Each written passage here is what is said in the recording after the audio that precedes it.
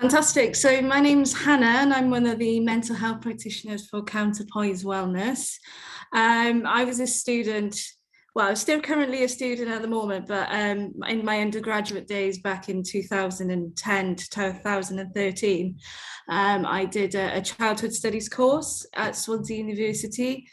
Um, I graduated and I started my first role as a children's services coordinator in Pontypridd.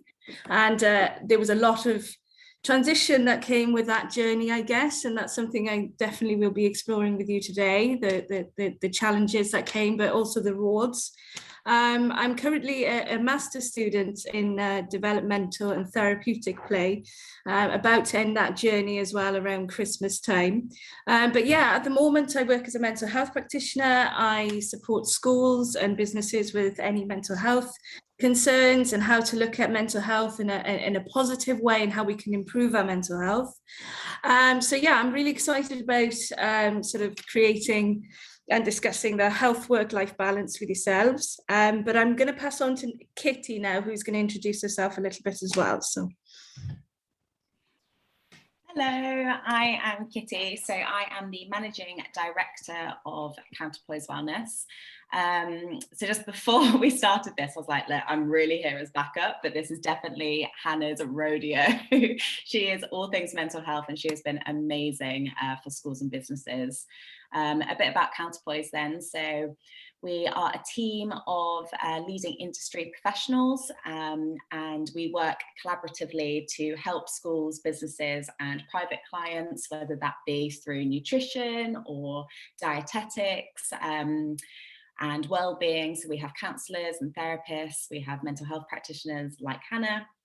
And then we also focus on the wellness side of things, so physical health and how we can make sure that we are well enough to carry out daily demands, whether that's through education or through work, however that may look. So yeah, I hope you get a lot from this presentation. Any questions, I'll pipe up at the end and kind of let you know my personal my experiences and also my work as a wellness. So I focus more on physical health and nutrition. So any questions, happy to answer them at the end. Fantastic. So yeah, as discussed at the start, one of the parts of our journey of graduating from university is about, because there's so much flexibility, I guess, in certain degree with university, and then going into the world of work is a big transition. So in terms of work-life balance, well, what is work-life balance?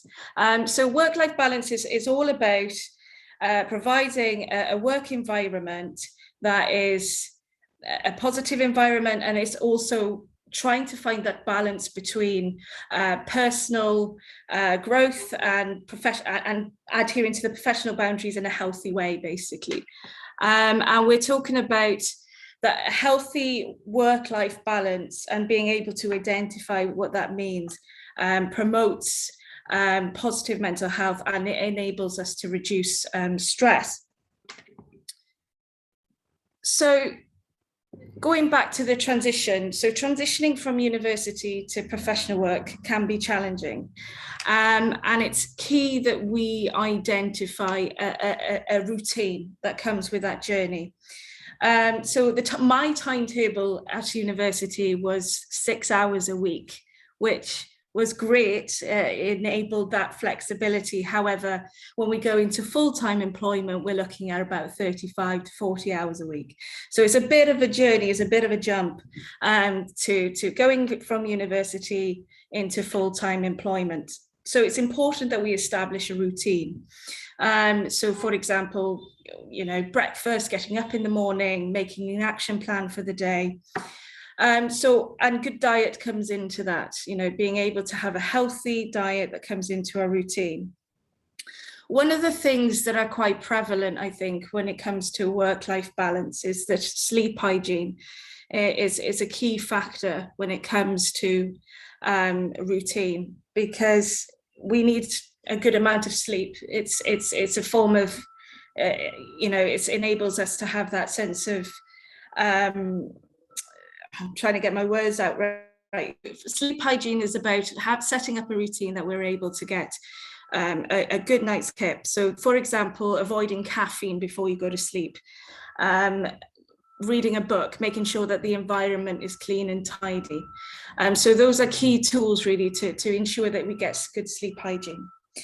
Another thing about working environment that we were working in. Sorry, I'm very aware that my internet is disconnecting, so I don't know if people can still see me and still hear me. Absolutely fine. Yeah, don't worry. Oh, fantastic! Excellent, excellent.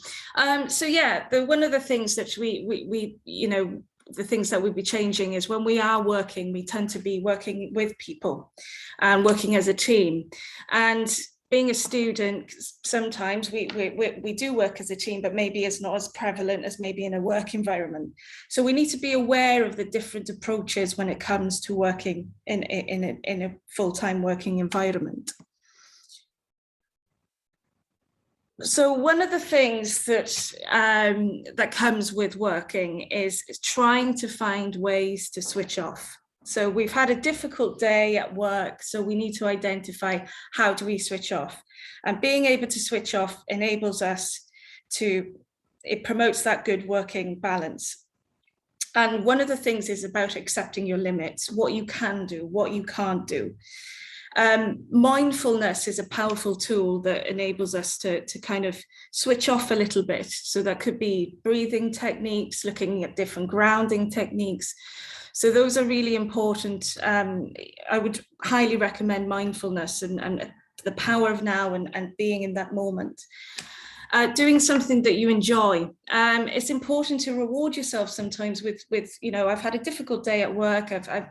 I've done all of the tasks, the goals that were needed within that role. I need to now do something that I enjoy. And I think that's important that we look at that. Because one of the things that employers look at these days as well is that, you know, what is our interests? What do we enjoy doing? And that gives us a sense of identity and a bit more of knowledge about who we are. So embracing that is important. And that's something that we definitely need to integrate in our daily lives, is about doing something that we enjoy. And even if it's about doing a new hobby, it's important that we look at that. Exercise is important. It is very important. Setting yourself some goals.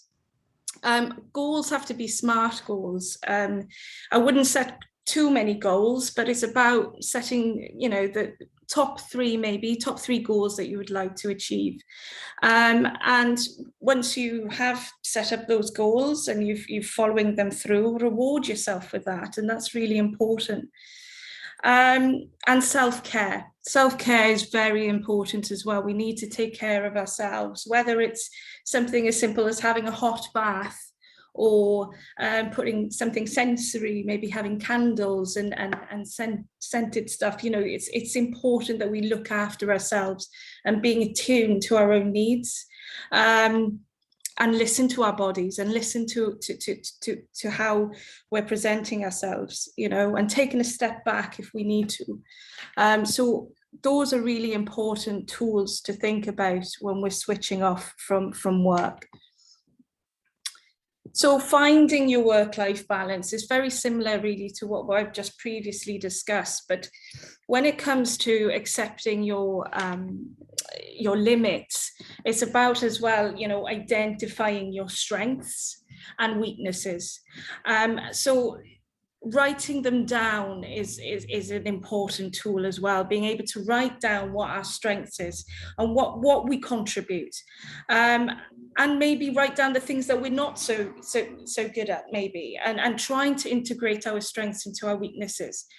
And it's important that we remind ourselves about our strengths, and that's really important, because we could have a difficult day in work that could feel us a bit flat, deflated, and it's about reminding ourselves that actually I've done this journey, this is my strengths, and this is why I contribute to my work, and that's really, really important.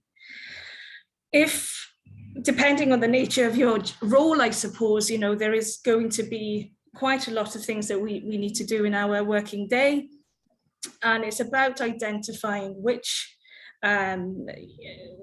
things we need to prioritize first. So which things that are most urgent, which are the most important, and it's about putting them into boxes, really. So for example, if you have an urgent meeting, obviously we go to the meeting. Maybe things that we can do, written work can be left for maybe a day or two. It depends on the structure of your day, and it's important to put those things in place. Are we still with me? Sorry, the internet started to fiddle up again. To apologize. Yeah, it's okay. I need to change provider, I think. So yeah, and identify what is the most productive time of the day. That's important, and taking time to plan your day.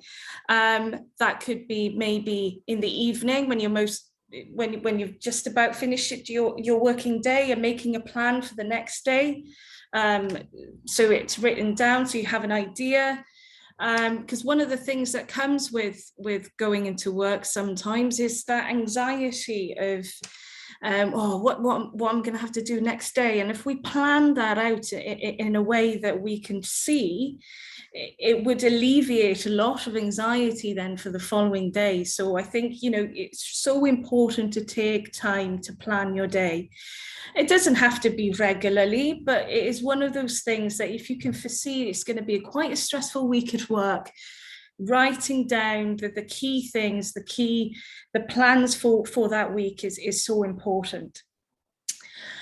Regular breaks. This is something that I struggle with by taking breaks in the day. I like to do it. I like to get it done, but breaks are really, really important. It enables us to just, take a breather. It grounds us a bit more, I think, and it gives us that opportunity just to reevaluate things and just to reflect, and taking a break is very important. So we need to really start, thinking about the importance of breaks. And sometimes, in employment, some managers might not even take that into consideration and want you to keep working, but it's about you identifying, actually, I feel that I'm not in a good place at the moment, or I'm feeling a bit overwhelmed. I'm going to take a step back, because that makes us better at what we do, because we're attuned and we know that what we need to do better in order to fulfill our duties. And making the workspace as comfortable as possible. So our working environment is key. It has to be comfortable. It has to be inviting. We wouldn't want to be working in a cold, damp environment. We need to be in a place where we feel safe and warm and comfortable. And it comes with a lot of stresses, working, and we need to make sure that we do all these things that are integrated here, and being able to be working in a comfortable environment is key. And things like seats and, things that we take, maybe taking some things that we like from our home into our work. So for example, I like, something sensory. I like something to chew on, something that we feel comfortable with, and integrating that into our work environment. So yeah, that's basically everything in a nutshell. To be honest, there's more to be discussed, I reckon, but like I said to Kitty, I think the question and answers would be the most insightful thing, I think, for us to share about this sort of topic. So I'm going to pass over to Kitty now, who's going to kind of lead that a little bit, if that's okay. Yeah, sure. I'm more than happy to kind of answer any questions that people may have, and kind of work with Hannah to make sure that we answer everything. I think a few things from my end, just on things that you brought up in that, Hannah. Just a bit of insight, I guess, from personal experience. But I once had an interview, and it was for a large company that I really, really wanted to work with.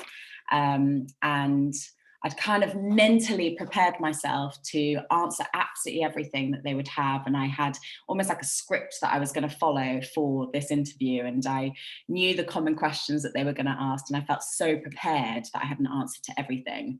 And I did. And that was what actually worked against me in the end, is that they said, you had an answer for everything, and that you were so prepared for the questions, and it was almost like we could throw absolutely everything at you, and you made us feel like you would be able to take on everything.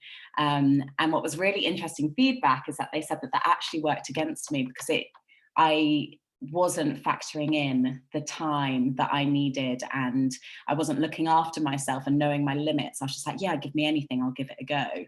And it was really good feedback for me to have so early on, that businesses actually like for you to know your limits and for you to know what you need as an individual. And that actually comes out as a strength, that you know what you can handle, and you also know your coping mechanisms, and you're able to say, do you know what, if you give me a task, first, there's some sort of statistic, I think, that's like, you can really concentrate on one thing for a minute for every year that you are. So if you're 25, you can focus on it for 25 minutes, and that's like your optimal prime. And then you need a bit of a break.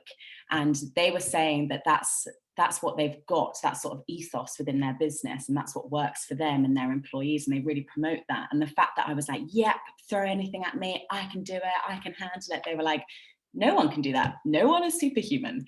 And it was the best bit of advice I got so early on in my kind of career and the interviews that I were going into.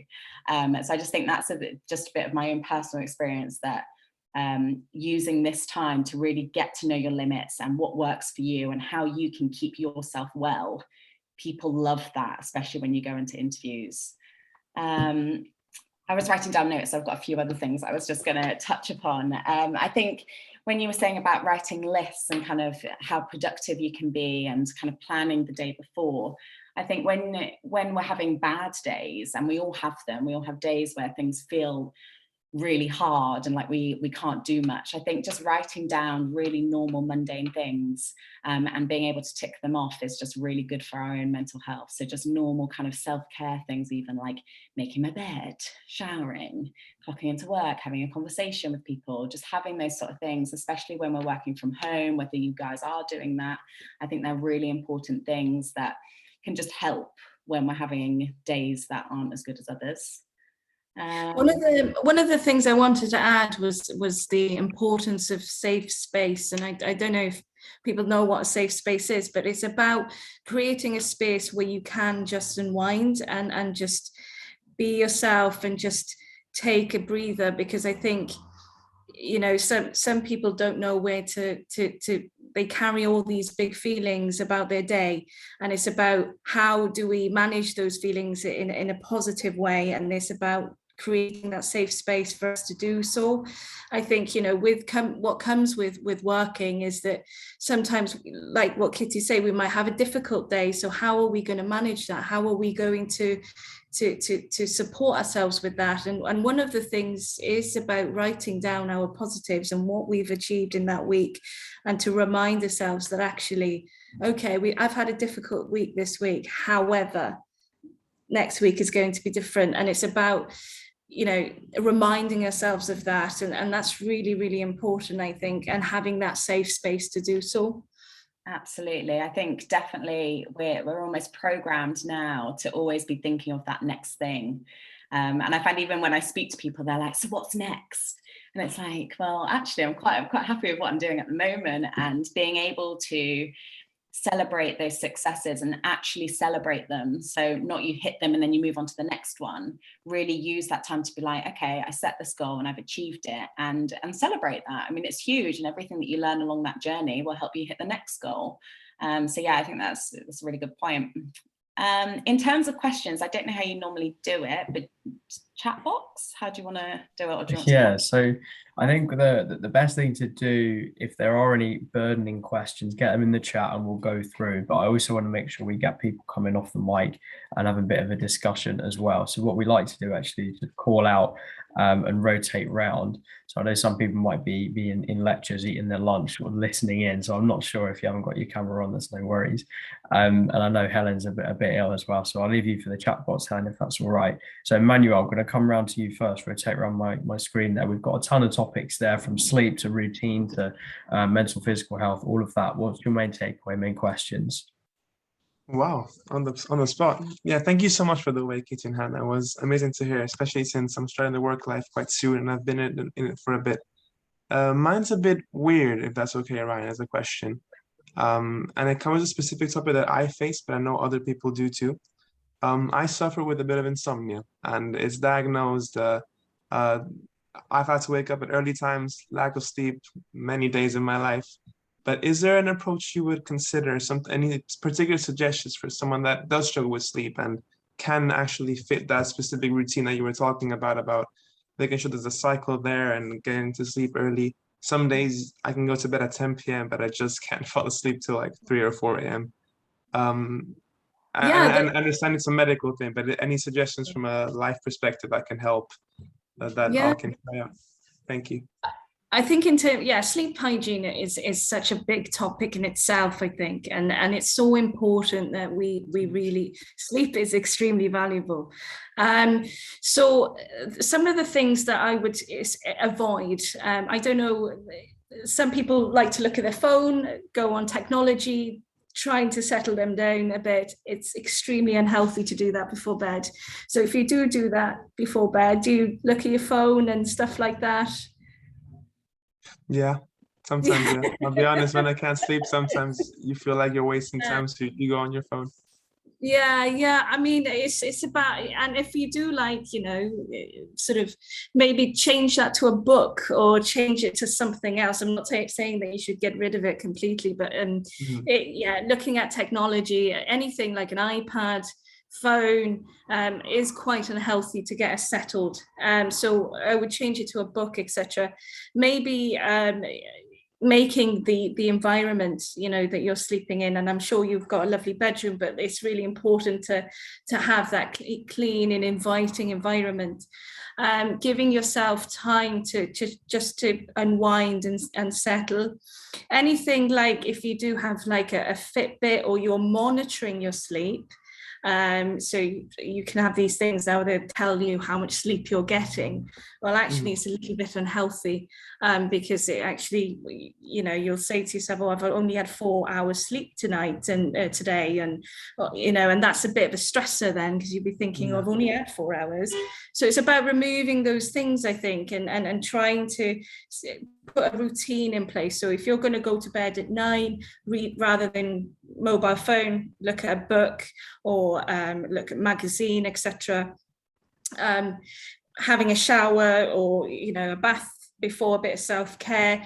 A lot of the things that I've spoken about with some of the clients is some sensory stuff. So things like calamine, things that we can smell that would connect us to bedtime, if that makes sense. So that's really important. So I would start sort of integrating things like that. I don't know how useful that answer was, but no, it is. Do you say calamine? I apologize for the smelling. Yeah, calamine, or there's another one that I can't quite think of. It's purple. It's like lavender or something. Lavender, that's it. So it's sort of like sorry, I knew it in Welsh.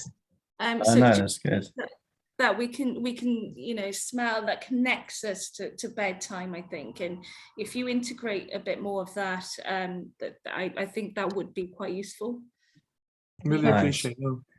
And I think from a wellness kind of point of view, because I'm guessing Hannah will do the well-being, I'll do more of the wellness. But just having some sort of routine, so getting outside, I don't know if you exercise, but kind of trialing it out to figure out when it is best for you to exercise, and making sure that in those hours that you're awake, so if you decide kind of a time that you would like to go to bed and you're kind of aiming for that to be a time that you fall asleep regularly, then making sure that you are tired by that point. So introducing exercise, whether you prefer it in the morning or the evening, like trial it out and figure what works for you, but also getting outside and training your body clock. So exposing yourself to kind of the sunlight in the middle of the day, and then also in the evenings, kind of trying to take that light out if you can. And things like blue light, like Hannah was saying, are stimulants for that, but promoting the tiredness throughout the day. I think another thing with insomnia is there is nothing wrong with not being able to sleep, but allowing your body to do nothing. And almost allowing your body to get bored in just lying there. So you're not asleep, and not worrying about the fact that you're not asleep, but you're going through the motions of being asleep. So you're physically allowing your body to rest, and your brain can be thinking about lots of different things, but you're not stimulating your brain to be doing other things. So you're just lying with that. I think in terms of like nutrition, obviously stimulants and things like that, general rule of thumb, no caffeine or anything after kind of 2 o'clock normally works for most people. And I don't know if you take any supplements or when you eat or what your diet's like, but promoting magnesium in the evening. If anyone takes magnesium, you should always take it at night. It actually allows your muscles to relax. And so sometimes if people are struggling with sleep, taking magnesium in the evening can be a really good supplement to try. And again, not really eating just before bed, allowing kind of that 2-hour window before you go to sleep, just so that you're not kind of going through digestion, you don't have that energy spike before you go to sleep. They would be my key things when it comes to sleep and insomnia. Really appreciate. Thank you so much. Some stuff there. Amazing. Thank you. Some awesome answers there. What I'm going to do, I think, for the next set of questions, because I want to make sure we get everyone in the next 15-20 minutes maximum, is just gather all of the questions. So I know Charlotte and Dan, you've both got your hands up, and there's a couple in the chat as well. So if there are any more for the chat, get them in there now. And then Charlotte, I'll come to you first, and then to Dan, just for your question, please. And then we'll try and rattle everything off and then get into more of the discussion. But by the end, just so we hit everyone. So Charlotte, for yourself, what's your question? Hello, yeah, I'll make it a quick question. So I think mine's more towards Kitty on the nutrition side. So how important is nutrition in helping you have that work-life balance? Okay, yeah, so nutrition is so important to, I mean, it's everything, isn't it? It's how we're fueling our bodies. Whatever you put in is going to be what your body runs off. And I think it's so simple when we say that, but often we can forget that. So if you're eating like a lot of junk food, a lot of like saturated foods, man-made foods, the way your body feels after eating them is how your body is going to feel when you're burning them and using that as energy. So trying to have a good, healthy, balanced diet. And also, I think if your diet's a bit all over the place and if you're struggling, a really good thing to kind of just reset is your 3 main meals. So your breakfast, lunch, and your dinner, and then 3 snacks after each one of those.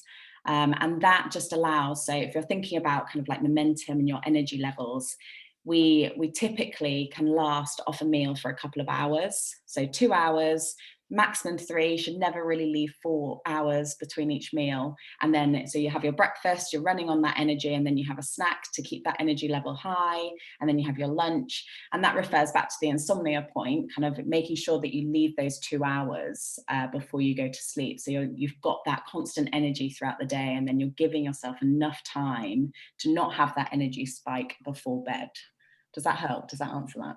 Yeah, definitely. So I need to stop having McDonald's. That's the main. Yeah, much, yeah, sorry. No, thank you. Yeah, that's really helpful.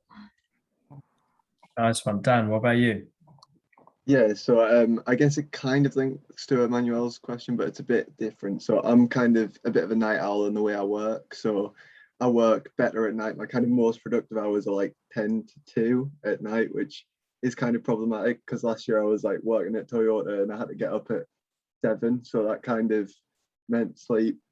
I'd either sacrifice like my most productive hours, or I'd end up working and then just like kind of struggle with sleep, actually getting the sleep in sort of thing. And I can kind of load my days up with tasks where I'm doing stuff and I need that time to then like spend in my room kind of going through the other stuff. So I guess kind of what would you recommend in dealing with that? Do I sacrifice the productive hours, or do I try and find a job where I can start a bit later? Or yeah, I'm just wondering, without the obvious, what is it about the night that you just gravitate to working in those hours? Is it because of something that you're used to at university? Obviously it's dark and it's different time of the day, but is that something that you're used to, or have you tried and worked sort of more in the day? yeah, I think it's two things. First of all, lack of distractions, because like everyone else kind of goes to bed and there's that sort of thing, so there's no like phones or distractions. And then second of all, it's just I'm not the best at getting up, so I can't do that kind of thing, but I'm good at like once I'm up, I'm kind of like going sort of thing, so I can get in the zone. If I try and do the morning, I'm just tired and I end up lying in, and it just doesn't really work. Okay, so for me personally, again, it goes down to routine. It's about setting a routine and setting goals. And I think it's great that you've identified that there's certain times in the day that you work better at, but in terms of whether that's feasible long term, that's something that we kind of have to explore a little bit. So for me personally, I would try and look at another way of sort of, so you talked a lot about distractions, your phone and people being around. If we can remove the phone in the day and sort of putting those boundaries in place and saying, look, actually I'm doing this at this point, at this set of time, that's something that could be integrated possibly. So what you were saying, distractions with phone and people being up, actually, if we can provide that safe space yet again to do those things in a set time, would that be something that you could possibly explore? Maybe, yeah. I think as well, it's kind of the events that happen during the day, like meetings and stuff are kind of inevitable with work, with university, which kind of breaks my flow of thought sort of thing. So maybe he's kind of segmenting like 3 hours where I just kind of strictly make it nighttime. I don't know, I could try it. Yeah, I mean, it's about establishing those routine boundaries, and internally we need to have those boundaries in place. And I completely understand, not everybody's a morning person and they just want to take that time and then they do it at a certain point where there is no distractions. But it's all about boundaries and setting a routine and really, really push and setting that time and be, communicate the people with around you and say, look, this is my safe space, this is my time where I can do that. And then you can start beginning that journey and start making those positive changes. It's not a negative thing that you're working at that point. It's not a bad thing, but I'm just curious to know whether long term would that suffice. So yes, it's about boundaries, it's about routine, and it's about sort of really, use that as one of your goals now. Use this as a motivator to integrate those changes. Is that helpful in any way? Yeah, I think so. I guess it's just something I've kind of got to explore given the different situations I have, and kind of at university it's fine at the moment, but yeah on jobs I might have to adapt, so it's probably worth experimenting with now so I know for later. Yeah, because part of university, changing from university to professional work, it comes with a transition. And when we go through transition, it comes with a lot of uncertainty, excitement, changes. And one of the things that we have to do quite a bit of changes to adhere and meet the need of our work life, but then it's about having that balance as well. So maybe using the end of your journey at university as a motivator to make these positive changes that would help with your work life. Does that make sense? Yeah, I think I've got an idea of what to do going forward, sort of thing. Yeah, thank you. Fantastic. I'm cautious of time, so I'll make this really quick. But just I think something that's quite good to know that helped me, because I used to suffer from insomnia, is knowing that the psychology behind it. I know you're saying that your most productive hours are in the evening, and that's great if that works, and if you can facilitate for that, then great. But the psychology behind that isn't actually true. And I think that really helped me, is knowing that I was the same as you. I always thought, right, after 10 o'clock, that's the best time. Like, I've got so many ideas, I can put them all on paper, it's great. But that isn't actually a rule. Like, that's something that you've learned, which is fine, and that's great. And if it works, it serves you, that's brilliant. But if you do want to change it, that isn't a set rule. Your most productive hours aren't actually at that time. You can train yourself for them to be in the day. So I think sometimes just knowing that helps you make that transition. Yeah, that makes sense. Yeah. Okay. Nice one. All right, Helen, do you want to combine both of your questions together, if that's all right? I know the first one was in the chat, but you wanted to save the second one. You're gonna have to put up with my voice right now, but I thought it'd be easier to like articulate over audio. So something I struggle with is I have a lot of stuff on, but I quite like that. From like a young age, I've always had like a completely full timetable. So almost in reverse, like when I go into placement, I know that my activities are going to really reduce. And I kind of struggle with, it sounds a bit odd, but feeling empty when I'm not doing stuff, because it's become like my equilibrium point, so to speak. And so whenever I realize I'm doing too much and it's causing me stress, and I try and take actions to reduce what I'm doing, as a consequence of that, I feel like I'm doing less than I should, even though logically I know that I've reduced it to like a healthy amount. And I just don't know what the advice is, because it's almost like anxiousness in both respects. Anxious when I'm too busy and can't get stuff done, and anxious when I'm actually at a healthy level that I'm not doing enough. Yeah, forgive my voice. Yeah, hope you could actually hear me. Yeah, I think that's a really interesting point, what you just said about your anxiety levels. Like, no matter what you're doing, your anxiety levels are always kind of the same. And so whatever you do, you're going to experience that level of discomfort. So, and you're able to rationalize and say, I know what's healthy. Like, you know what's healthy.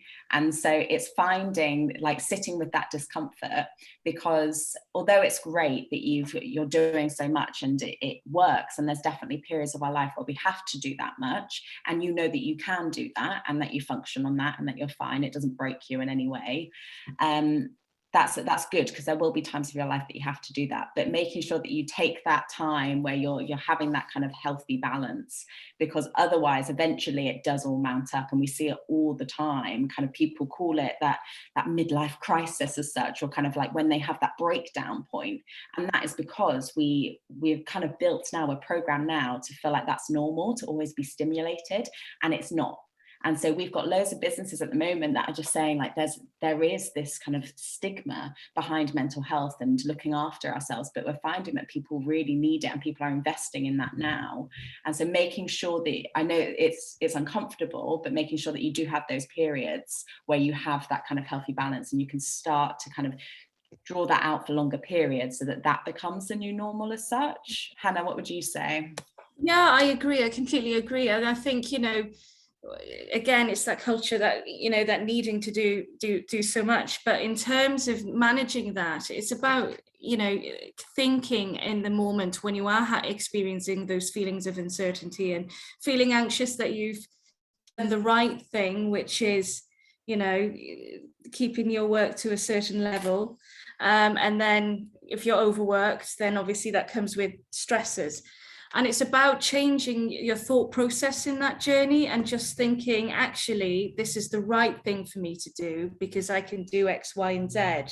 And it's about having those communication tools internally and writing down, actually, that every time I do X, Y, and Z, I can feel better when I do this. And it's about reminding ourselves why we're doing that journey, and why we feel that actually at that point, if we can just reduce that bit, this is what gets better. So yeah, it's just having those reminders. But yeah, sitting either way is uncomfortable. But yeah, in order to get some ease and make you feel a bit more comfortable, it's important just to think about the benefits of your decision making in that moment. And I think that's quite important. Is that helpful in any way? Or? Yeah, it is. And like my second question, it kind of links onto that, but because I'm used to more, I'm going to call it chaos, but just I actually, you refer to it, Kitty, as a higher stimulus. I know that if I was put in like a working environment where that was the normal, that I would just readjust, even if I'd done work to like try and reduce that. And so the second question is more about how you can identify if a working environment does have a healthy balance, or if it is conducive for that, because often I just know myself well enough that even if I do the work now while I'm at uni, if I went into like a placement where it wasn't a healthy environment, I'd probably go back to my old habits. So I'm trying to avoid that. Yeah, that's one of the things that comes with the journey, I guess, of going into a working environment. And it's important that, you know, the work that we go into, you know, integrates that positive culture, that positive environment. And, you know, you should have a line manager or a supervisor that would support you with that journey and would support you holistically with, you know, your personal stuff, your professional development, etc. And that's an important thing to have in terms of a work environment. But a good employer would identify if you are overworking or if you are overdoing things and doing too much, and they should be able to navigate you in the right direction if it's a good organization. Yet again, in terms of what you're saying, is it a good working environment? That is another thing altogether that comes with the risk, that comes with our journeys, I suppose. And even if we go into an employer or employment that actually isn't a great environment, this isn't for me, then that's a form of learning for us, isn't it? It's for us to identify that actually this isn't working for me. And it's not a bad thing that we change our employer, but it's important that if we know ourselves well enough, then okay, maybe I don't quite fit in here. And it's not about questioning yourselves. It's a journey, it's a learning. And we need to really take that into consideration when we're doing these big transitions, and not to beat ourselves up if it doesn't go quite our way. It's learning and it's a journey. So yeah, a good employer would navigate that and would be attuned enough to identify that actually this is what we need to integrate more of or less of. Yeah, and I think a precursor for that is seeing, so in the interview process, taking note of what kind of questions they're asking, whether they ask about your interests, whether they ask about kind of a stressful period in your life, like see what they're asking, because a lot of them do ask things like that. And then I think something that we often don't do is the probation period when you're working with someone is as much for you as it is for them. So when you have that review with them, and you can ask that in an interview, just say, and when do we review things? And because then you're not kind of asking that topic if you don't want to ask it in an interview, which is fine. A lot of people choose not to, but use that probation time. So when you have that review, you can say something like, look, do you have anything in place to establish my work-life balance? And that's a good period to ask. They know what you're like. They'll know that you like to work a lot and that you're obviously capable of doing so. But that's a good time for you to ask, and you've been there long enough without kind of asking that before you even start as such. I think that would be my only bits of advice. Thank you both. Amazing. So we're pretty much at time. So I know that there's been a couple of questions we couldn't get to from Fifi, and I think Rob as well, and a couple of others. So I've saved the chat. I'll make sure I get them emailed over to the team, and I'll answer them from my and Charlie's perspective as well. Just to think about some books and some YouTube videos, a couple of bits that I've written down, like, yes, have to share this in the community as well. So watch out for that. But other than that, all that remains is to say thank you so much for that. That was such a good presentation from yourself, Hannah, and Kitty, for your follow-ups as well. Like really engaging discussion all round. So I'm going to end the recording there.